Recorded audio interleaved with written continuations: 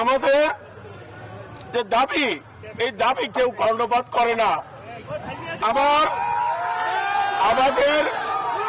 আমাদের এই চোখের পানি কেউ আমলে নেয় না ভাই। আমরা আজকে কথা বলেছি তৃণমূলের কথা, আমাদের চোখের পানি এটা আমার চোখের পানি না, এটা আমার 20 লক্ষ ভাইয়ের চোখের পানি। তারা আমাদের কথা বুঝে কিন্তু শোনে না।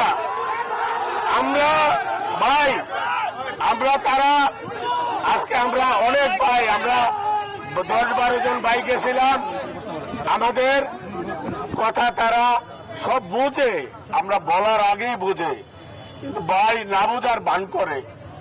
এই বানটা আমরা সহ্য করতে পারতাছি না, কারণ আমাদের পেটে ক্ষুধা, আমার ব্যাংকের লোন আছে, আমার ভাইরা বেকার হয়ে যাইতাছে। আপনারা আমাদের কথা বুঝেন।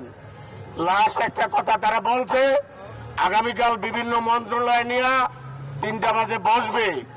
এই কারণে ভাই আপনারা কালকা পর্যন্ত একটু শান্ত থাকেন।